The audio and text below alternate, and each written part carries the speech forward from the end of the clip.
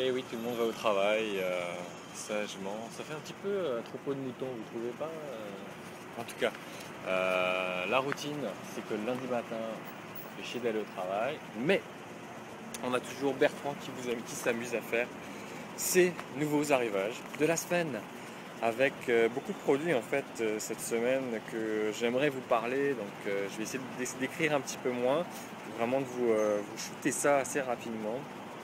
Euh, En passant pour trouver ces produits sur la succursale la plus proche, c'est très facile, hein, saq.com, vous tapez le nom du produit, vous mettez votre code postal et vous indique directement selon les inventaires de la SAQ dans quelle succursale vous allez pouvoir trouver les bouteilles. Vous pouvez appeler la SAQ directement puis faire réserver par téléphone, ils vous les gardent une semaine à peu près au comptoir.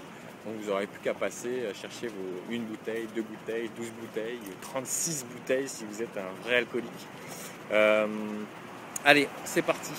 Sauvignon de la maison Sinclair, on est en Nouvelle-Zélande, c'est 23,30 $ sur le millésime 2009. C'est le style classique des sauvignons néo-zélandais. Sinclair, moi je connais depuis longtemps, fait des belles cuvées, c'est une belle valeur sûre. Un côté végétal, citronné, sec, pas de bois, poisson crustacé, super. Un peu plus haut de gamme, mais ça vaut la peine si vous voulez vraiment vous faire plaisir dans votre cave. On sort avec des mets un peu plus raffinés. Si vous aimez par exemple les bœufs au foie gras, si vous avez la chance d'avoir un petit peu d'huile de truffe, faire un beau risotto à l'huile de truffe avec des riz de veau, on se fait un peu plus plaisir. On a une cuvée avec une belle complexité qui fait figure de référence en Espagne. C'est Miguel Torres que vous connaissez sûrement déjà pour ses cuvées plus entrée de gamme. Ça s'appelle Masla Plana, c'est sa grande cuvée. Puis on a le plaisir d'avoir du millésimé 96 sur le marché. On a un vin qui a 14 ans d'âge, ça vous change un petit peu de ces vins jeunes, on a un nez un peu plus tertiaire, foin, champignons, cuir, un côté floral très agréable. C'est 47 et 75, c'est sûr que c'est un peu plus cher, mais ça vaut la peine pour découvrir des vins un peu plus vieux, plus élégants, et quitte à sortir un peu plus aussi de travail dans la cuisine pour essayer d'accoter cette finesse. Sud de la France, on a Château-Montus, Alain Brumont cultive le Tanat sur cette cuvée de Château-Montus, qui est un cépage, comme son nom l'indique, qui est très tannique, très coloré. 27,95 sur le millésime 2006. On carafe 1h30, 2 heures avant pour essayer de l'assouplir un petit peu ça. Et on a besoin d'intensité dans l'assiette. Hein. C'est très très corsé, faites attention. Alain Brumont est une référence dans le sud-ouest, vous ne vous trompez pas. Je reste dans le même coin avec un Cahors, la cuvée A.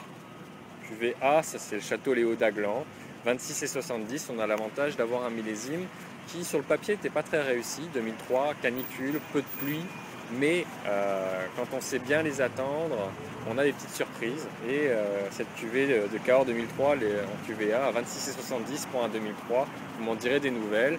C'est beaucoup plus généreux sur le fruit, en souplesse et prêt à boire maintenant, parce que généralement les vins de Cahors se gardent quand même assez longtemps, mais là c'est vraiment intéressant à goûter comme cuvée.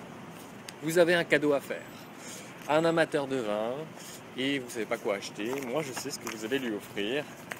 Un gros Jéroboam de 3 litres.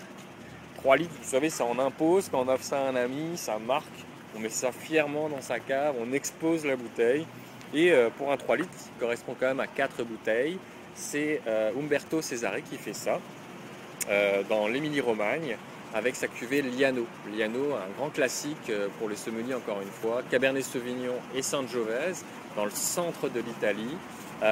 Style bordelais, 122 et 25.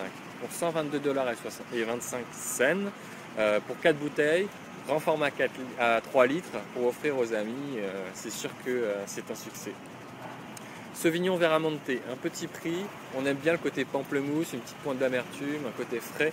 C'est le millésime 2009, c'est 15,95 $, ça vaut la peine pour le prix, on se rend plaisir. Un peu à l'image du Sauvignon Sinclair que je vous présentais auparavant, on est dans le même profil de Sauvignon, mais plus abordable.